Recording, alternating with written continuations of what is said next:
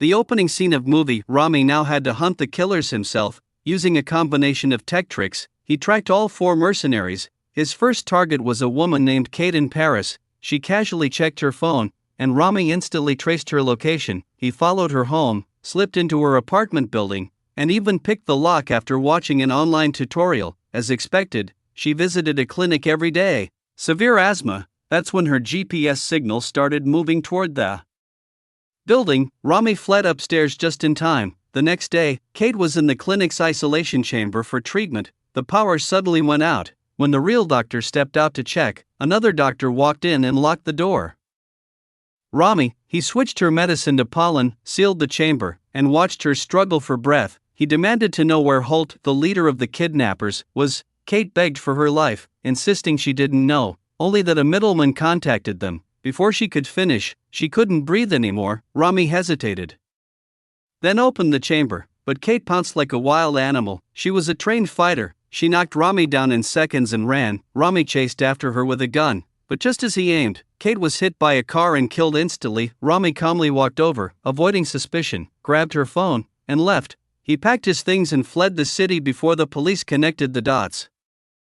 But as soon as he reached the next city, the colonel had already tracked him down. He ran for his life, but no matter how hard he tried, he couldn't shake the bald guy off his tail. Desperate, Rami ducked into a restroom only to find there wasn't even a window. Cornered with nowhere else to go, he had no choice but to walk back out. Frustrated and covered in dust, he demanded to know how the guy tracked him down. "When you pulled off Gretchen Frank," the bald man said. Turns out Rami had taken Kate's phone, and in the panic, he forgot to turn off the GPS. The bald man handed him a beer. As a mentor, he genuinely admired Rami's skills, but warned him, "Back off now, or things won't end well." Suddenly, Rami pulled out a detonator. A second later, the restroom exploded. Chaos erupted instantly. Rami vanished into the panicking crowd, and his next destination, Moscow. Since he was unfamiliar with the city, he needed a guide. Back when he worked at the agency, he had a contact, a spy stationed in Moscow. He set up a meeting at a restaurant. After scanning the room, noticing many people waiting for someone, he locked onto a man in the corner. Rami sent him a text. The man checked his phone. Rami was about to greet him when a woman stopped him. "Wait. That's not who you're looking for." Her sharp reaction made it clear she was the real spy. She pulled out a woven bag and told Rami to put everything inside. At least now he looked a bit more like a local. On the way, she revealed the truth. The spy Rami was supposed to meet was her husband. He died tragically 6 years ago, and she stepped into his role out of sheer grief. Helping Rami was her way of coping with her loss. They arrived at a small coastal village. She lived in a shabby little house, with a flock of turkeys guarding the door, more reliable than any alarm system.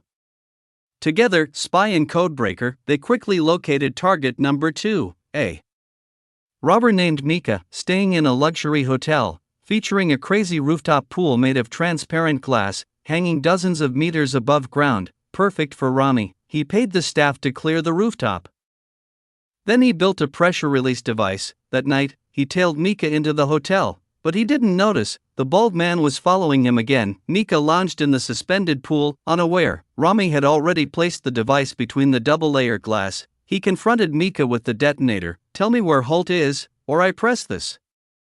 Mika didn't believe him, thought it was a bluff, so he kept quiet. Rami pressed it, air drained between the glass layers, and under the massive pressure, the entire structure shattered instantly. In less than 30 seconds, tens of tons of water crashed down from the sky. Panic exploded across the hotel. Rami headed for the stairs, but the bald man appeared behind him. And the woman warned him, agency agents were ahead. At the last second, the bald man jumped in and shielded Rami, taking down 2 agents to protect his student. Rami didn't even have time to say goodbye. He ran. That night, just as they lay down to sleep, the ducks outside began squawking. The woman checked the cameras. A squad of heavily armed soldiers was approaching. They fled out the back door and sped off in a nearby car. But along the coastal road, a fleet of armed boats waited in ambush. The woman was shot and killed on the spot. Rami escaped, but his heart was shattered. Another person he cared about gone. He finally understood why assassins always work alone. Because they can't afford to have loved ones. Back time, this is one of the most satisfying revenge films of 2025. the man was originally a codebreaker for the CIA. That morning, as soon as he arrived at work, the director called him into the office and showed him an intel report. On the news, he saw his wife being kidnapped, dragged around brutally, then murdered by the attackers. Rami, a genius code analyst, froze for only a moment. Then became terrifyingly calm. That night, he immediately came up with over 100 ways to get revenge. The next day, he confidently went to the director, asking how the agency planned to catch the killers, but all he got was bureaucratic nonsense. "We'll handle it. Trust the law."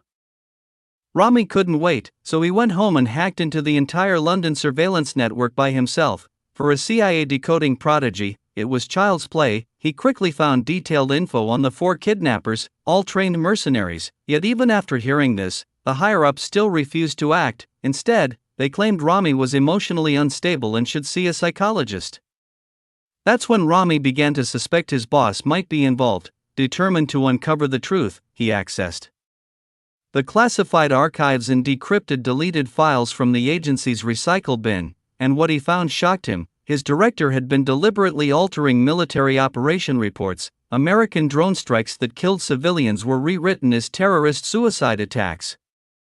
Over 100 falsified reports, thousands dead across Afghanistan, Syria, Yemen, mostly innocent civilians. Rami organized all the evidence and confronted his director. The director panicked instantly. Rami told him he'd set up a timed release system. Every 5 hours, a password must be entered. If not, the files would automatically be sent to journalists. The whole world would know the truth. Terrified, the director asked what Rami wanted. Rami didn't ask for money or power. He demanded the CIA train him to become a killer. He wanted to take out the 4 mercenaries himself. The director mocked him. You're a programmer who wouldn't even kill a chicken."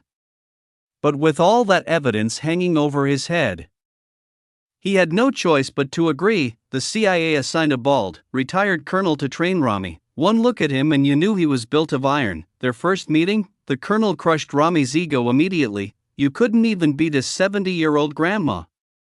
Brutal, but true. Rami had barely handled a gun in his life. His shooting practice was a disaster. He couldn't even hit the edge of the target board. He moved 10 meters closer, still missed. He moved to 5 meters, finally hit something. So he figured, if he could just get within 5 meters of his targets, he could still finish the job. But when it came to making bombs, Rami was a natural. To a programmer who loved tinkering with tech, bomb making was just like building a PC. Even the colonel had to admit his talent. Then came the most important test. The colonel told Rami to aim a gun at his heart. Rami's hands shook uncontrollably. He couldn't pull the trigger. "Everyone has their own talents," the colonel said. "No amount of training will turn you into a killer, just like you can never teach me how to crack codes." Meanwhile, the CIA searched Rami's home and hacked his computer, only to discover that he never set up any time system at all. His threat was fake. Immediately, the agency ordered Rami to be eliminated. The colonel turned back to kill him, but Rami had already escaped, taking a pile of fake passports with him. They had underestimated him. Never look down on a tech guy. The body may be weak, but the brain is deadly. Later, in an abandoned garage, Rami recorded a 3D facial scan of himself and manipulated the agency's tracking system. Soon, Intel showed Rami appearing in Germany an hour ago, now in Italy at a museum, and suddenly boarding a bus in the Czech Republic. After all, he designed the agency's decryption software. Tracking him by surveillance, impossible. Eventually, he found the third robber, a weapons dealer in Romania. Rami posed as a supplier and arranged a meeting at an abandoned train station. This time, he used his bomb-making skills from training. He hid a bomb inside a missile case and called the dealer. Move the case and it explodes. Terrified, the dealer finally confessed. Holt was living on a ship in Russian waters and handed over his phone. The timer hit 0. The dealer ran. Too late. Now, only Holt, the mastermind, remained. Even the agency couldn't locate him. Rami followed faint clues and discovered that Holt's speedboat came to the same port each day for supplies. So Rami watched and waited, but then he was ambushed from behind. When he woke up, he was aboard a yacht deep out at sea. There, at last, he faced the man who murdered his wife. Holt was calm, professional. He had already found Rami's hidden bomb. He explained, killing Rami's wife was necessary. The police had blocked their escape. and he needed to kill someone to prove he meant business. To him, her death was just a message, a tool. His coldness was horrifying. Then Holt listed Rami's killings: a woman suffocated in a sealed room, a man thrown from the 16th floor, another blown apart by a timed bomb. Who's the real monster? Holt asked. As a thief, at least I gave your wife a quick death. Rami was speechless. Holt knew Rami couldn't kill face to face. He handed Rami a gun. If you want revenge, shoot me. If not, walk away. Rami held the gun for half an hour, and still couldn't pull the trigger. Then suddenly, a massive twist, ships surrounded them. Rami smirked. From the moment he was captured, his watch transmitter had been infecting nearby phones with a virus that hijacked the yacht and slowly steered it into Finnish waters. Coordinates were sent to Interpol. Holt scoffed. This is an agency ship, it has the highest security. Rami laughed. I wrote that security. Holt himself had brought Rami aboard. Whose fault was that? Now out of US waters, the yacht was surrounded by Finnish Coast Guards and Interpol. They boarded. Holt was arrested. Rami didn't kill him, he chose justice over bloodshed. Back in America, Rami exposed the agency's corrupted mission reports. Everyone involved, including his supervisor, was punished. Finally, Rami stood at his wife's grave, gently touching the stone. He chose the right path. He didn't become a monster, he used the law to deliver justice. Because revenge doesn't always require violence, sometimes brains are the deadliest weapon, and that's the wild journey of the amateur movie. What do you think? Was Rami right to choose justice over revenge, or should he have taken matters into his own hands? Let me know your thoughts in the comments, and don't forget to like and subscribe for more awesome movie breakdowns.